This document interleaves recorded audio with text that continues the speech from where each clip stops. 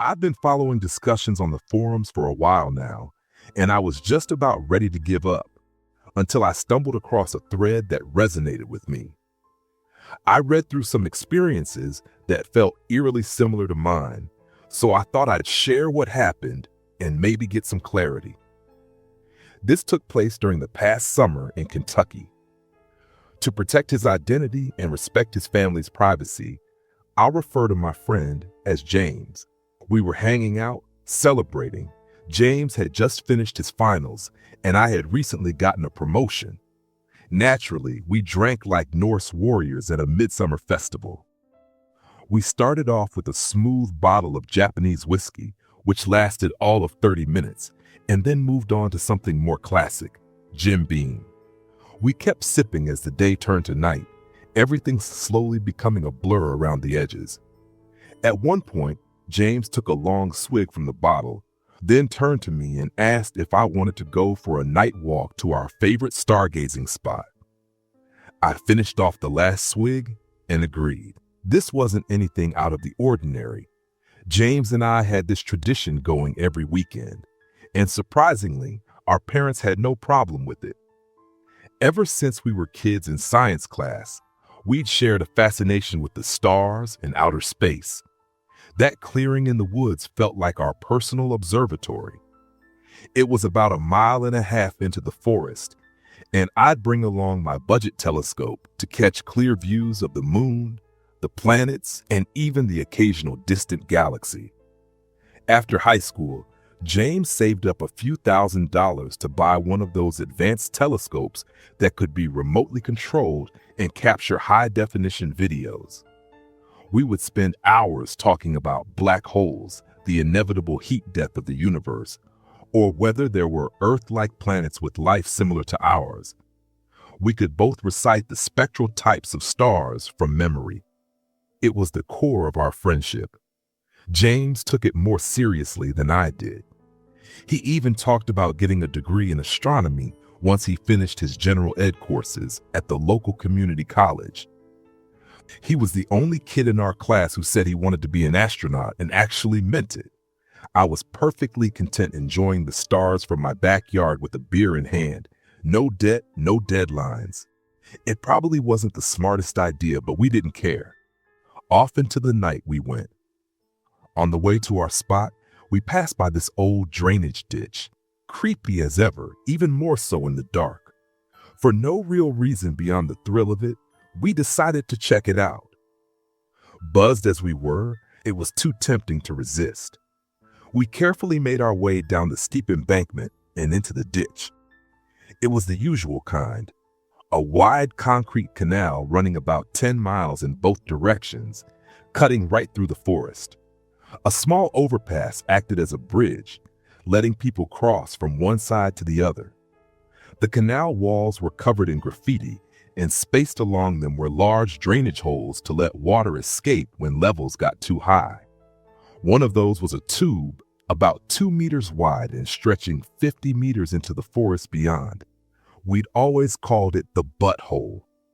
As kids, we'd crawl through it and pretend it was a portal to another world, or a tunnel back in time. James couldn't help himself. "Dude, look, it's the butthole. I'm going in, man," he yelled. "I can't believe you just said that out loud," I said, half laughing. "Be careful. You're going to scrape your knees or crack your head." He disappeared inside, moving deeper into the tunnel. Then he stopped.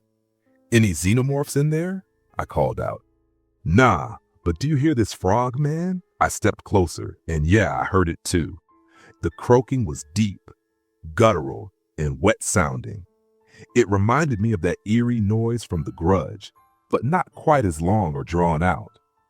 My nerves were starting to fire off, though I brushed it off as a mix of booze, imagination, and maybe a really big frog.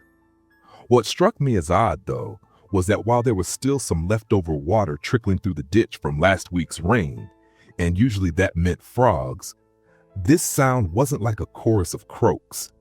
It was just one source. And now that I was paying attention, I realized something else. No bugs, no rustling, no forest ambiance at all. Just that single, awful croak in the dead silence. "What's wrong with Kermit?" he joked. "I don't know, man. Just come out already. I'm starting to lose my buzz." He backed out of the tunnel, a little unsteady from the alcohol, and ended up falling on his way out. Laughing it off, he stood up and faced me. "I just got pooped out." We climbed out of the drainage ditch and made our way back onto the dirt path. I could still hear the croaking, though it was fading. Before long, the usual forest sounds began to return, the chirping of insects and the rustle of small creatures in the brush filling the strange silence that had surrounded us earlier. The croaking became a distant memory, and my nerves began to settle. It was a clear night. The moon hung high and bright, and stars were scattered across the sky like tinsel on a dark canvas. The trees towered above us, their tall forms swaying gently as a cool breeze carried the fresh scent of pine to our noses. We walked in silence for a few minutes. Just before we reached the clearing, James finally spoke. "Hey, man. What's up?" "I don't even know how to say this," he said, his voice serious. "There's something I've been meaning to tell you for a while. It's been weighing on me, and I just need to get it off my chest." "Of course," I said. "You know it's just the two of us out here. I'm here for you, man. You can tell me anything." "Thanks," he said with a sigh. "It's just lately I've been thinking I might—" "Whoa, dude, do you see that?" His eyes widened as he pointed ahead. I followed his gaze, and there it was. A young buck, a 10-pointer, still with velvet on its antlers. "Wow, he's beautiful," I said. We stood frozen, locked in a silent standoff with the deer. It lasted about 5 minutes. At first glance, the buck looked normal, but most of its body was hidden in the shadows beneath the trees. Only its head and part of its neck were clearly visible. The moonlight glinted off its eyes, making them appear glazed over, like they were clouded with cataracts, or like it had been dead for some time. It was trembling too, though I figured it was just spooked by us. What stuck with me most were the antlers. The moonlight reflected off them in a way that made them look almost glossy, unnatural. I took a cautious step forward, and just then the buck bolted into the woods. But right before it ran, I could have sworn the tips of its antlers twitched, like fingers curling into a fist. I tried to shake it off, forcing the unease back down. We kept walking, but if I'm honest with myself, I should have turned back then. After about 3 more minutes of walking, we finally reached the clearing. James and I made our way to the center and laid down on our backs, gazing up at the sky. We were far enough from the city that the light pollution didn't touch us. The stars were brilliant. We could even see a stretch of the Milky Way. The moon was in its waning gibbous phase. It would have been the perfect night to bring the telescope. In hindsight, though, I'm glad we didn't. It was heavy, and it probably would have just slowed me down. "Okay," I said, breaking the silence. "You didn't finish what you were about to say back there. What's going on with you?" "Oh yeah, right," he replied. "Well, I've been thinking about moving too." Before he could finish, a scream tore through the night. It sounded like a little girl, if I had to guess, maybe 10 years old. "Help! Help me! Who's there?" I couldn't move, not even a twitch. I couldn't speak either. I felt like I should have jumped up, rushed to help. But I was frozen, locked in place by something deeper than fear. A primal, ancient terror had taken hold of me. My body refused to cooperate. The only thing I could manage was to slowly turn my head toward James. Our eyes met. The seconds dragged on like hours. I broke out in a cold sweat and felt a lump in my throat that I couldn't swallow. My voice caught over and over, but finally I managed to whisper, "What should we do? Call the police?" "They'll never get here in time," he said, trying to stay calm. "And how do we even explain where we are?" "Yes, officer, we're in some woods. There's dirt and rocks. She sounds hurt. We might have to help her ourselves." James stood up first. Then he reached out and pulled me to my feet. The scream had come from our right, just beyond the tree line. We waited a little longer, hoping she'd call out again, but silence. "I think we should head over there," James said. Call out to her. She might be hurt or lost." "I don't know," I said, my voice uneasy. "Doesn't this feel off to you? Don't you feel weird about it?" "It's probably just the booze, man. Either way, we need to check it out." We took a few cautious steps toward the trees. We were maybe 3 feet from the first one when we heard a sound that would scar me for the rest of my life. To explain what I mean, here's some context. When I was a kid, my friends and I loved launching ourselves off the swing set at its peak. We'd fly through the air and crash land, laughing like idiots. One time I got some real height, but I botched the landing and came down hard, right on my shoulder. It dislocated instantly, and I had to go to the hospital to get it popped back in. If you've ever experienced that, you know the sound. That sickening pop as the bone slides back into the socket, it's revolting, unmistakable. You never forget it. That was the noise we heard in the woods. The sound was similar to a shoulder popping back into place, but much louder, wet. I could hear bones shifting and grinding even from where we stood, muscles and tendons tearing with the grotesque rip of soaked fabric. Then came the rustling, leaves and underbrush disturbed by something moving. And then, silence. Paralyzed with fear again, we stood there waiting, unable to move or even speak. Then a voice called out to us. No, voices. It was the voice of the girl, but layered. 2 other voices spoke in perfect unison with hers. One was much deeper, like it came from something massive and old. The other sent a shiver straight down my spine. It was my own voice. "Stoop, that hurts. Wow, he's beautiful." Hearing my own words spoken back to me in my own voice was too much. I lost control. I pissed myself right then and there, the liquor spilling out of me in fear. I don't know much about trauma or how the human brain tries to protect itself, but what happened after that comes back only in flashes, distorted and fragmented. If I try to focus too hard on it, I get panic attacks. But here's what I do remember. Multiple gaunt limbs stretching unnaturally from the underbrush. A misshapen head, horned, tilted, wrong. Patches of matted blonde hair clinging to leathery, sagging skin. Tall, lanky, its body riddled with open sores and bubbling pustules. I remember it running at us, on all fours, body twisted sideways, moving like nothing I've ever seen before. Then the sound of gunfire. James had brought his firearm. He fired off several rounds while we took off, crashing through the forest in blind panic. There was a sound, a terrible noise, like a deer bleating, but warped and overlaid with the rattling gasp of an old man on his last breath. After that, it all goes black. The next thing I remember is waking up in my own bed. I haven't seen James since that night. I've tried reaching out, but he never replies. His phone goes straight to voicemail every time. I keep wondering if what we saw was real, or if we were just wasted and hallucinating. But that doesn't explain how real it all felt, how much of it stuck with me. I'm thankful he had that gun. I honestly don't think we would have made it back otherwise. Still, I don't understand why he won't talk to me. It's like he's gone. I feel like I'm losing my mind. What was that thing? I've read about skinwalkers here on the forums, creatures that mimic voices, lure people into the woods. Could it have been one of those? It wasn't very convincing with the mimicry, but it tried. That's what scares me. And then today I got a text. It was from James. The first I've heard from him since that night. It simply said, "You left me."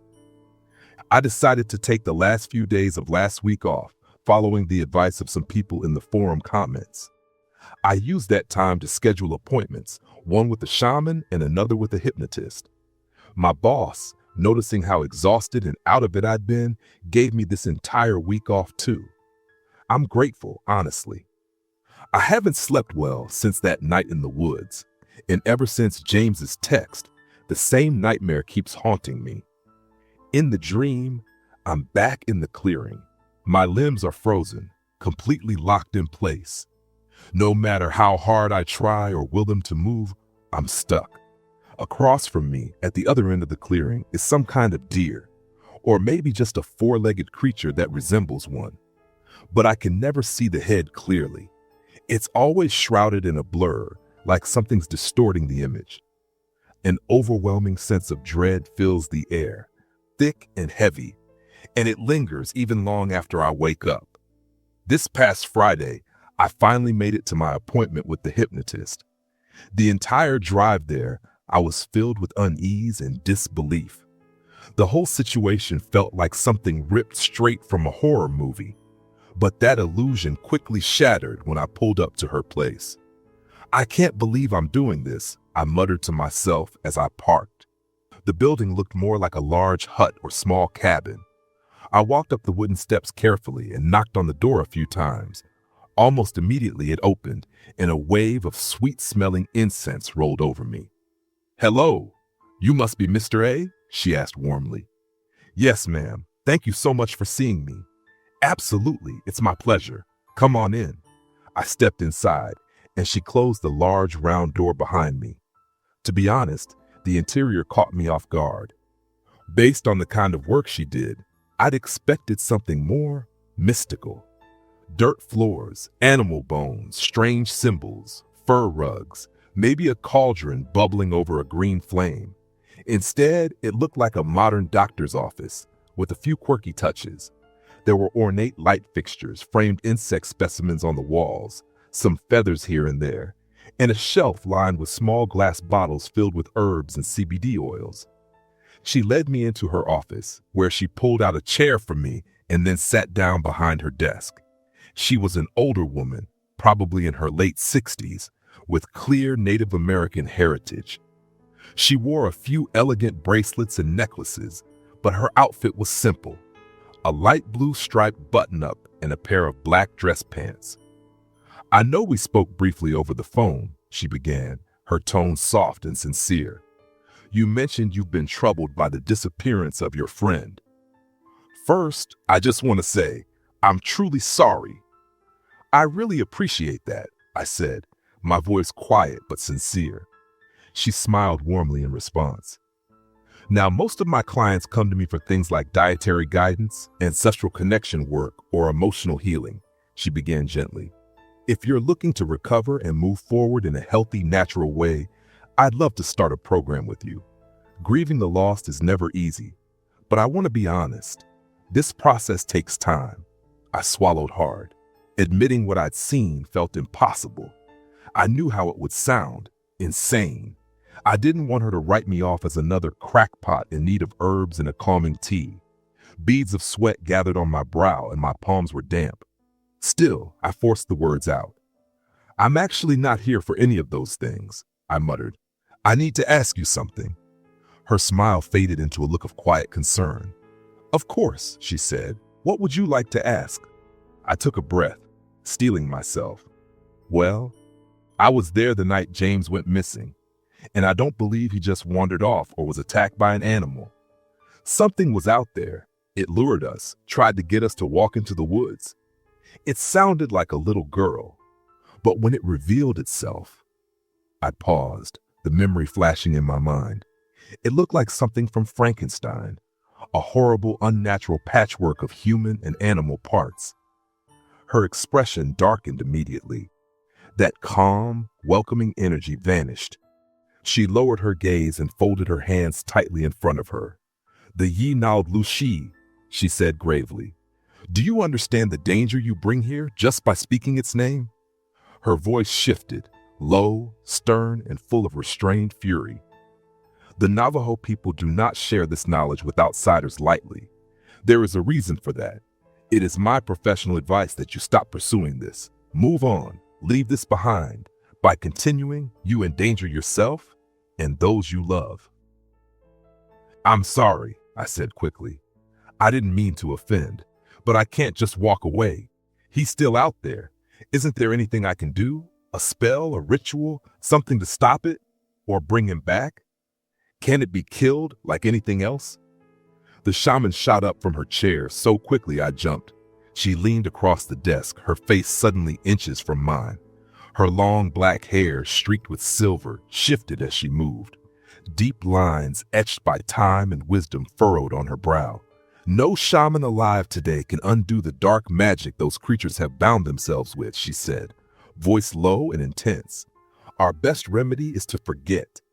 That is all. Silence hung between us, thick and heavy. Finally, I burst out.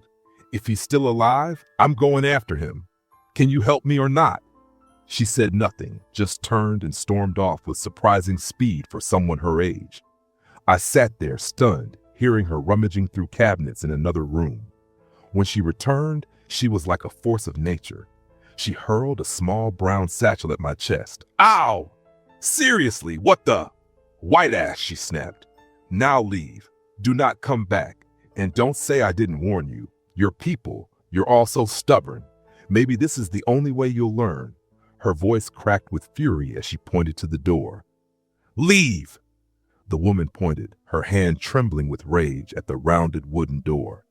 I grabbed the satchel and left without another word, and not wanting to push her any further. As I stepped out onto the balcony, I turned back one last time. She stood in the doorway, scowling, eyes burning into me. Do not look in the eyes, she barked. Then she slammed the door shut with a force that shook the frame. I hurried down the steps and made a beeline to my car. I slid into the driver's seat, tossed the satchel onto the passenger side, and started the engine. The adrenaline was starting to wear off, and now all I felt was exhausted and thirsty. On the way home, I stopped at a liquor store to pick up a few drinks. Paid in cash, dropped the change into the Make-A-Wish jar at the register. I figured at least some part of my bad habit could do a little good.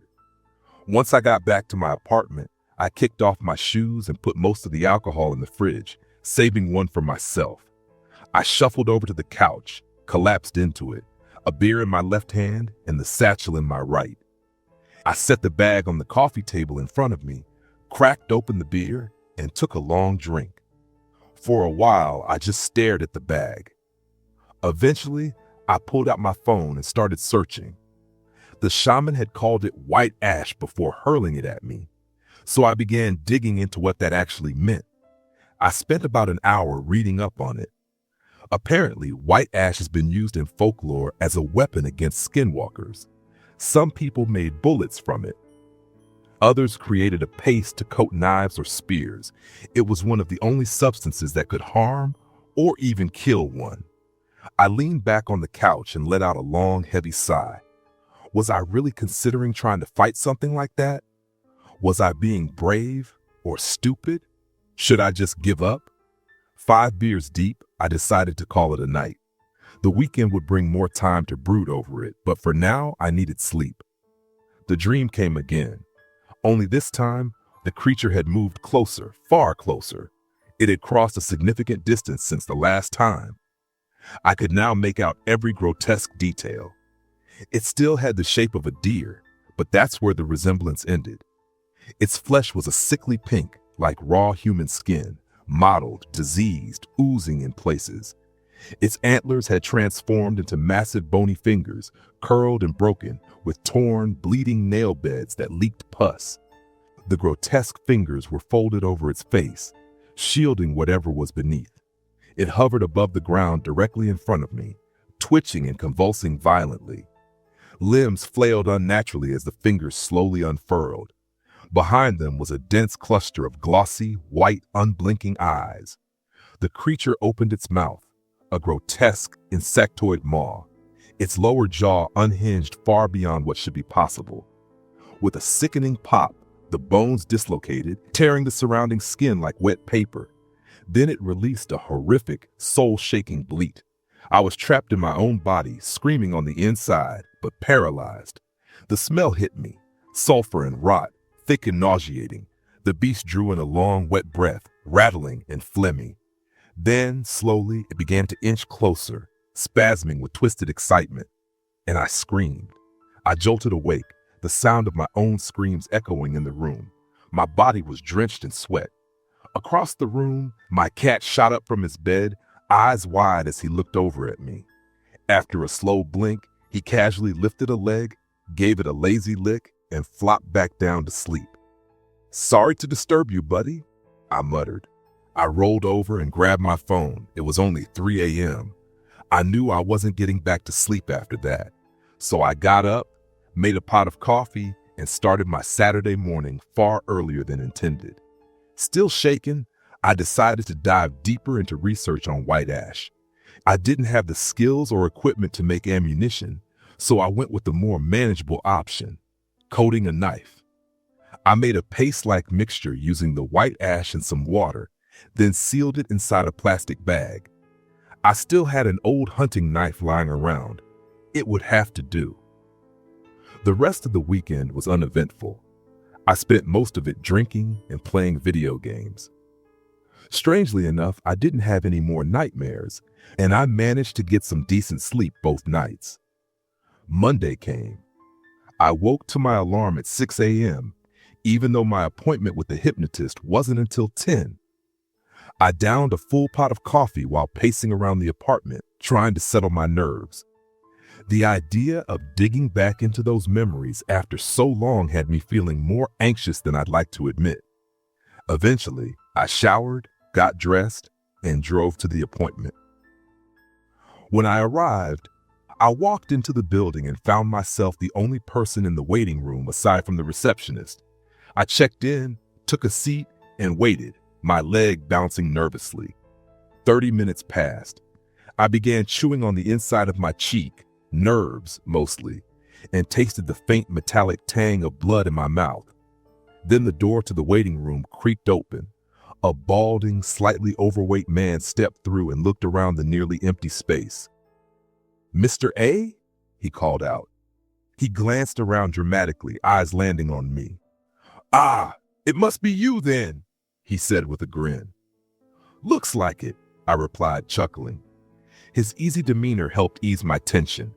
He wasn't nearly as intimidating as the shaman woman had been. "Well," he said, motioning toward the hallway, "if you'll follow me, we just need to go over a little paperwork and then we can get started." I stood and followed him into his office. To my relief, there were no rattlesnakes, scorpions, or tribal relics decorating the place. It was warm and professional. One wall had a plush gray leather sofa, while the opposite side featured a sturdy oak desk flanked by 2 deep blue chairs. A large, ornate rug covered the center of the floor, and the air smelled pleasantly of lavender, probably air freshener, but still nice. I took a seat on the sofa. He settled behind his desk. "Our records show this is your first visit," he said, glancing at the screen in front of him. "Is this your first time trying hypnotic therapy?" "Yes, it is," I replied. "Great. It's super simple," he said, cracking a smile. "I'll dangle a swirly object in front of your eyes, say a few magic words, and boom, you'll think you're a duck." "Quack?" I offered, raising an eyebrow. He laughed. "Exactly. It's already working," he joked, chuckling. "But in all seriousness, it's a bit different than that. Before we begin, I'd like to understand, what made you feel that hypnotic therapy was the right choice for you?" I paused, taking a moment to collect my thoughts. It wasn't easy to put into words. "I'm dealing with trauma," I said slowly, "from a specific event. And in order to move forward with my life, I think it's time I face it head on. I've spent too long trying to drown it out, with alcohol, distractions, whatever I could find. But when I try to process it on my own, I end up having panic attacks. I don't know how to do this by myself." He nodded, thoughtful, tapping his pen a few times against his notebook before jotting something down. "I see.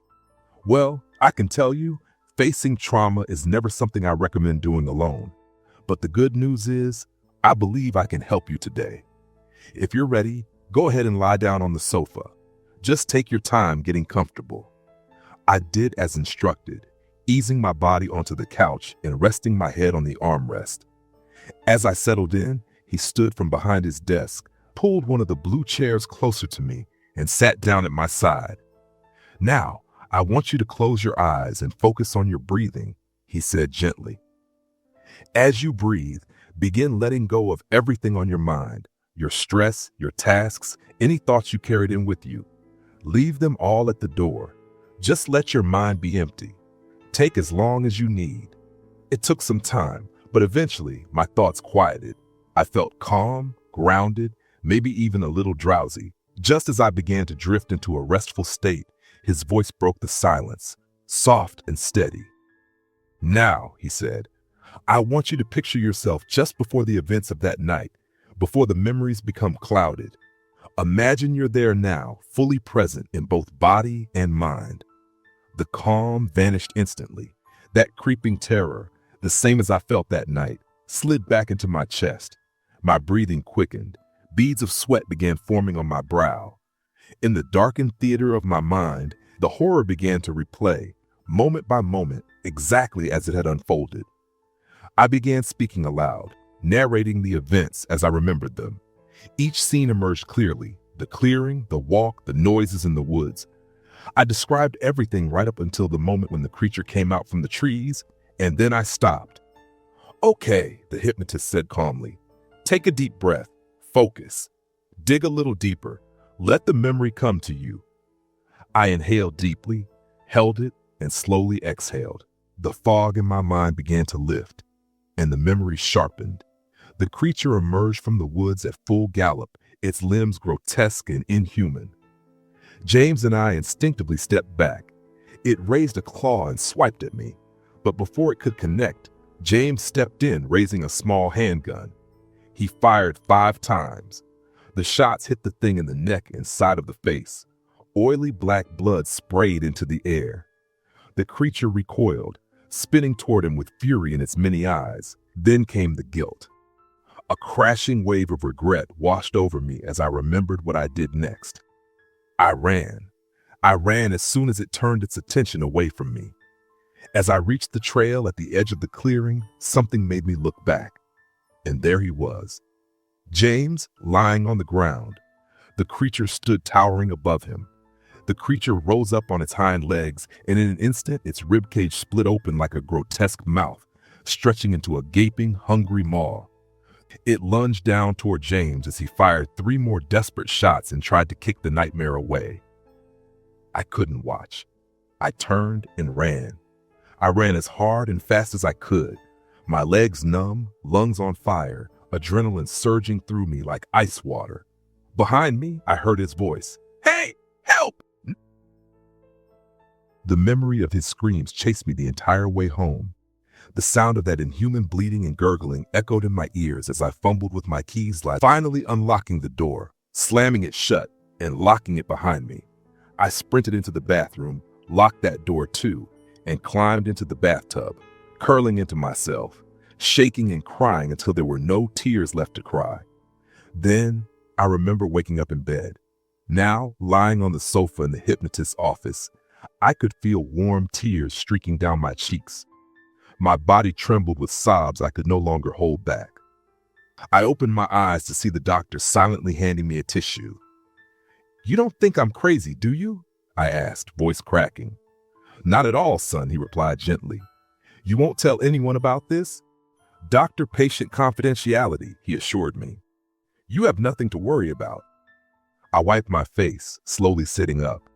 Though I still felt the grief, an enormous weight seemed to lift from my chest.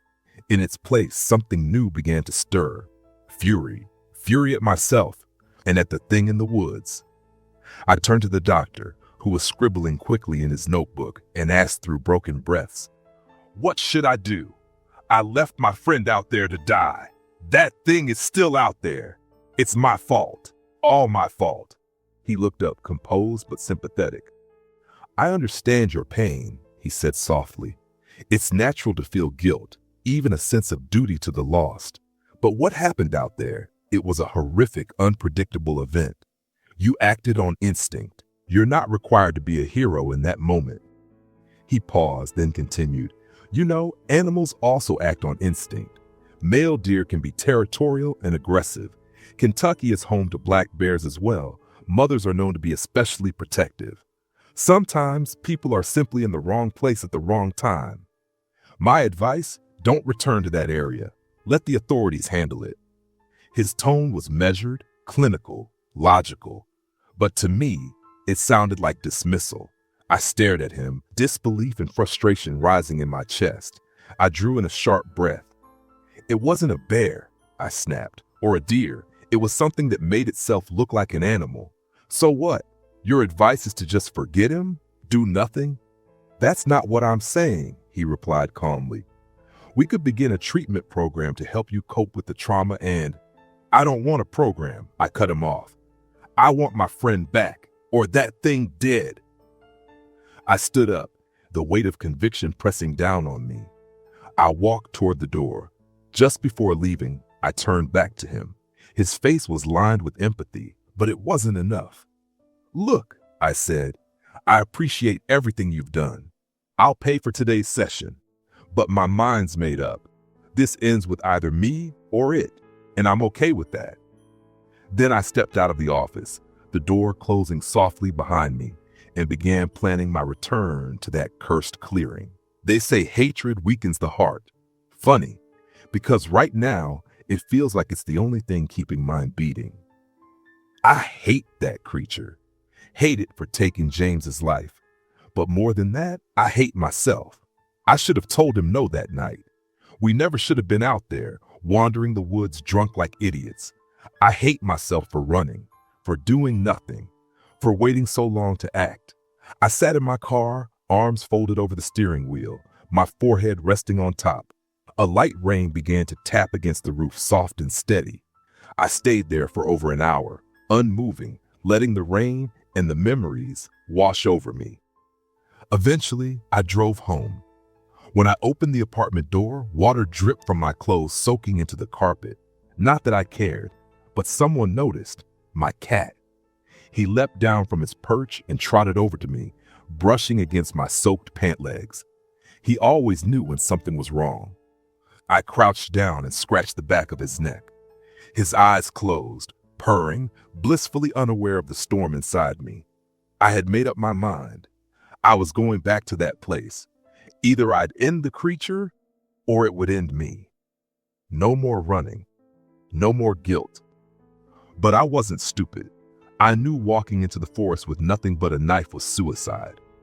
I wasn't trained in fighting ancient shape-shifting monsters, but I also wasn't about to go down without putting up a fight. Then I remembered. For my 16th birthday, my parents had given me something special, an old Browning 12-gauge shotgun from the 1960s. It had belonged to my grandfather, passed down to my mom, and eventually to me. I'd fired it a few times in the past, only at stationary targets, but I knew the basics. It was semi-automatic, so there was no pumping required. Just load the shells from the bottom, rack the slide, and it was ready to fire as fast as I could pull the trigger. I'd stored it under my bed, meant for home defense. But over the years, I'd nearly forgotten about it. I knelt down beside the bed and reached under, grabbing the case handle. A thick layer of dust clung to the top. I unlatched the locks and opened it. There it was. I've never been one for vintage things, but I couldn't deny it. This weapon had presence. The stock was crafted from rich mahogany, and the steel barrel had a dark bluish sheen that gave it an almost regal appearance. Time had left a few scuffs on the metal and scratches in the wood, but otherwise it was in excellent shape.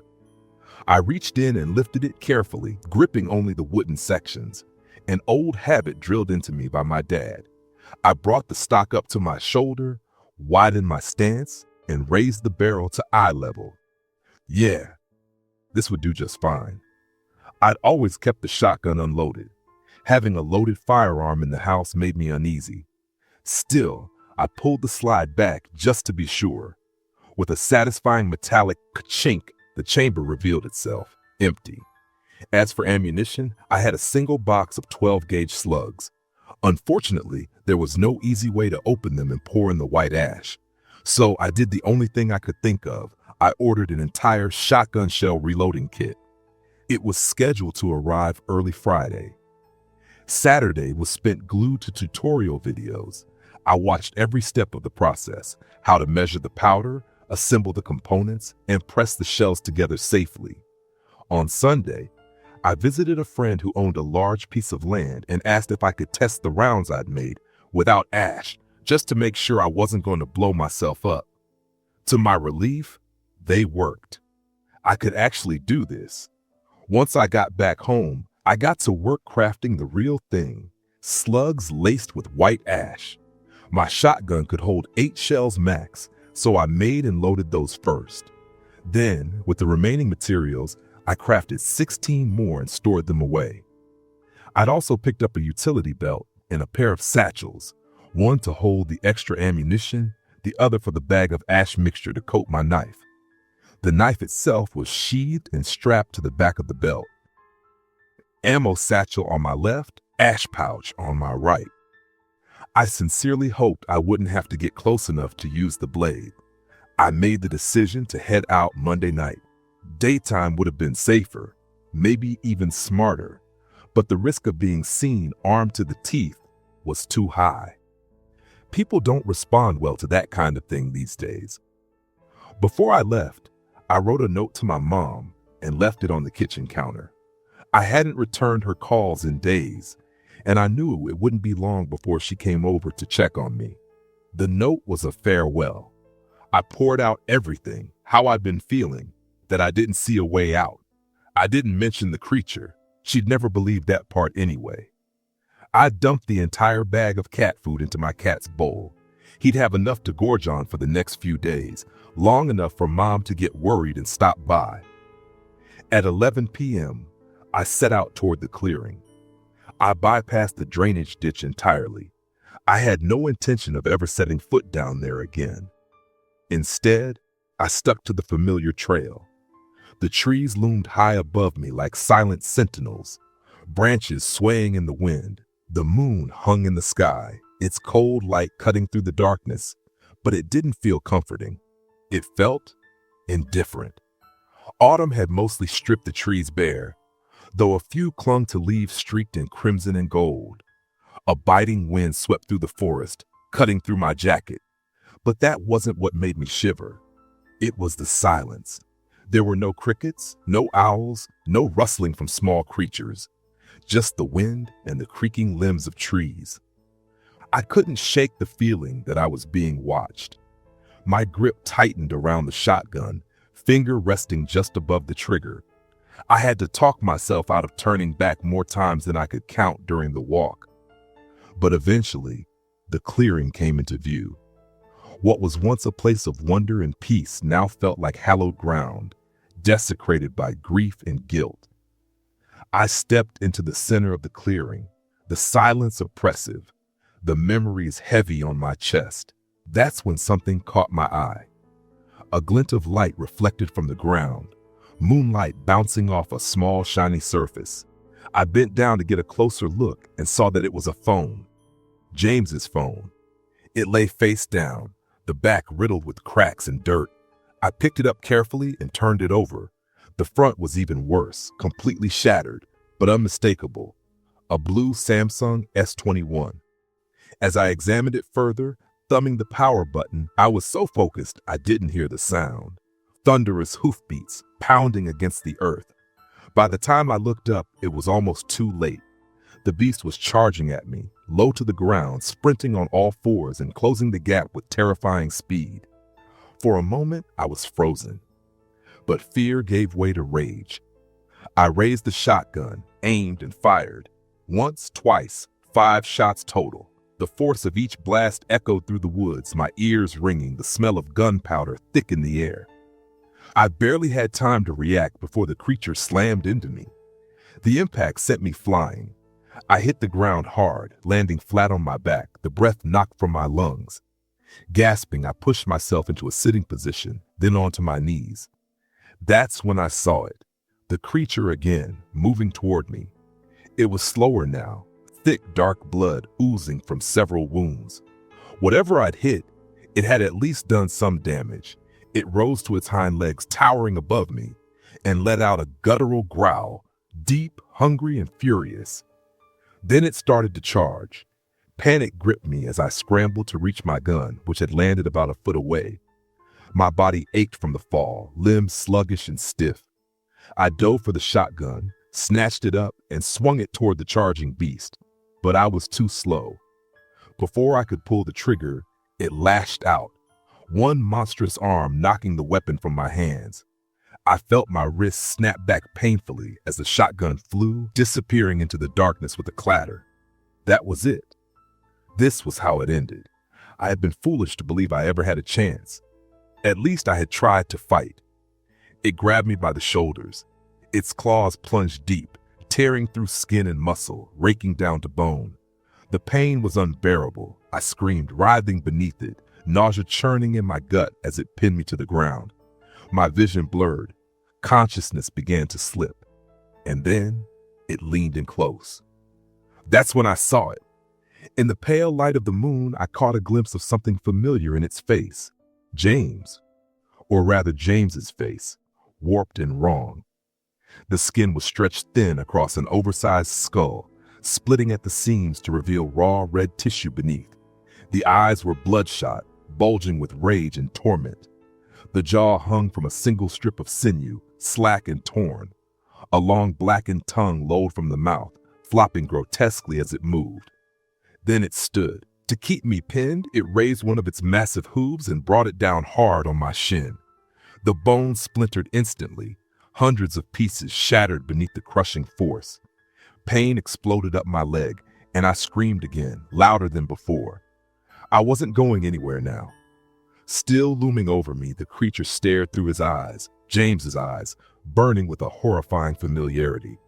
Then it spoke. I just need to get it off my chest. Its voice gurgled and cracked, twisted by something unholy. And then, without warning, its rib cage tore open with a sickening rip, an eruption of bone, gore, and viscera. It began lowering its chest over me. Inside its torso, there was nothing. A void, a gaping blackness like the heart of a collapsed star. It wasn't just empty, it pulled. I felt the vacuum drawing me in, like my body was being unraveled from every direction at once. I couldn't stop thinking about how this thing would consume me, become me, how it would use my face to trick my mom, my friends, lure them into the woods like it had with James, how it would wear me, speak in my voice, and continue its horrific cycle. And that voice, the one it used to mimic James, that filled me with rage. I wasn't going to let this thing end me like it had him. I was going to die no matter what, so I might as well die fighting. As the beast lowered its body onto mine, the ribs began to close in, puncturing my sides. The pull from the void intensified. I arched my back in agony and reached behind me, grabbing the hilt of the knife from its sheath. In one swift motion, I drove it into my satchel, twisting and dragging it through the ash inside to coat the blade. I must have stabbed myself in the process, but I didn't care. With my other hand, I reached up, grabbed the creature by the neck, and plunged the blade deep into its throat. Its eyes, James's eyes, locked with mine and widened in shock. The creature let out a sound somewhere between a shriek and a yelp, a wounded animal's cry, and instantly leapt off me. I watched it stagger, clawing at its neck where the blade had embedded. It pulled the knife out with a wet thunk, and oily black blood spurted like a geyser. It thrashed wildly, swinging its claws at nothing, body spasming violently. And then it collapsed. The creature lay next to me, writhing and gasping. Its breaths came in long, phlegmy rasps. I watched, too exhausted to move, as the life slowly drained from it. And then silence. It was dead. I didn't relax immediately. I watched its body for several minutes, uncertain if it was truly over. Then I noticed it changing. The skin began to bubble and shift, its monstrous form collapsing in on itself. The horns, the claws, the fur, they shriveled and melted away. The creature shrank, folding and reshaping rapidly. Just before it crumbled into a pile of ash, it took one final form. A middle-aged man with long black hair, and then nothing. The blade lay in the heap of ash. I crawled toward it, grabbed the hilt, and slid it back into its sheath. Finally, I collapsed onto my back, chest heaving, body broken, but alive. I lay there for a while, staring up at the sky, trying to catch my breath, trying to process what had just happened. Eventually, I pulled out my phone, shaky fingers dialing emergency services. They told me they were dispatching a helicopter since an ambulance couldn't reach my location on foot. I was losing blood fast. Everything after that became a blur. Voices, motion, the wind from the rotor blades. I remember being strapped into a gurney, lifted into the air, and then darkness. I spent the rest of the week wrapped in bandages and confined to a leg cast, enduring bland hospital meals and the relentless concern of my mother. I was discharged on Thursday and sent home with a pair of crutches, temporary, thankfully. Still, I was just grateful to be back in my own space. My cat was ecstatic to see me and hasn't left my side since I walked through the door.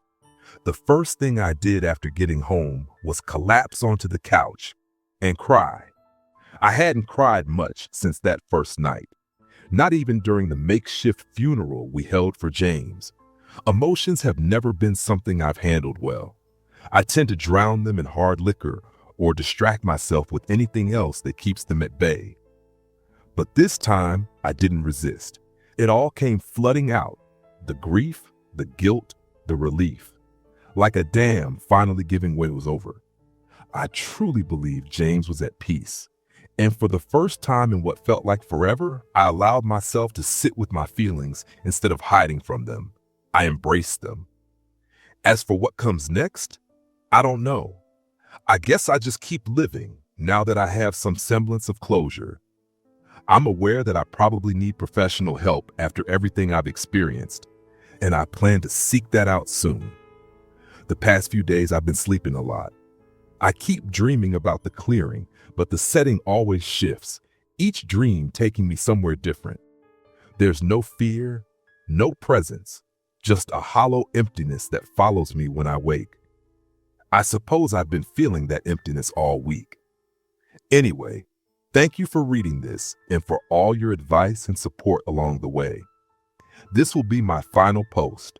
Please stay out of the woods at night, especially if you've been drinking. And if you ever hear the voice of a 10-year-old girl calling out to you from the trees, don't answer.